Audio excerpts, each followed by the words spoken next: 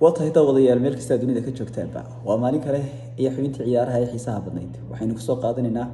kulamo xiiso badnaa oo ka dhacay horyaalada kala duwan ee qaaradda Yurub waxaynu ku horeyn doonaa horyaalka dalka Ingiriiska shalay Manchester United wacdara ayay dhigtay kadib markay garoonkeeda ku martigelisay kooxda Aston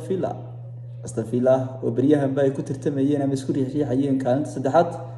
ayay markan Man United cagta marisay inta ku balansatay istaadiyaha weyn ee Old Trafford maalintii shalay kooxda Man United waxaa meel uga soo baxay ciyaaryahanada Casemiro, Matheus Cunha iyo Benjamin Sesko oo bariyahan bala joojin laayay Man United foom fiican ayay ku socotaa Mikael Carrickna ilaa iyo hadda wuxuu haystaa wadadii saxda ahayd daawadayaasha iyo taageerayaasha kubadda cagta iyo falanqeeyaashu waxay leeyihiin Mikael Carrick ilaa iyo hadda kubadda cagta way fadhidaa Man United tulama noqon doona tababaraheeda rasmiga ah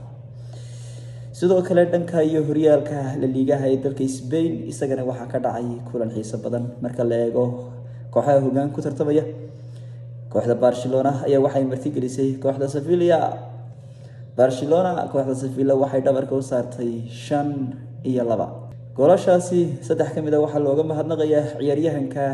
laacibka ah ee kooxdaasi ay ku dhaadato waa Rafinha oo bariyahan isla ah ayaa shalay tole hal mar waxa uu shabaqa gaarsiiyay 3 gool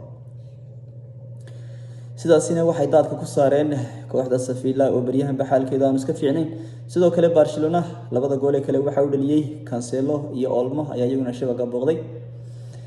sidaasi ayay mar kale Barcelona hoggaanka ku sii dheeraysatay iyadoo Real ka sii fogaanaysa kulankii kale ee aadka xiisaha badnaa isaga la wada sugayay waxa uu ahaa kulankii dhexmaray Liverpool iyo Tottenham oo bariyahan xaalkeedu daara dhaciska ahaa kooxda Tottenham sanadkan waxay u badan tahay inay dhaadhici doonto haddii aan istaba qabanin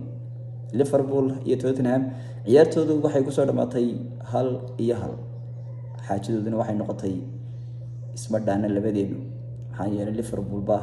waani hooseynune Tottenham Maxamed aanto bariyahan ma aysan badinin tan iyo ciyaaraha xiga intaan ku kulmeynaa xubinta ciyaaraha xigta waxay idinkaga tagayaa sidaas iyo nabadgelyo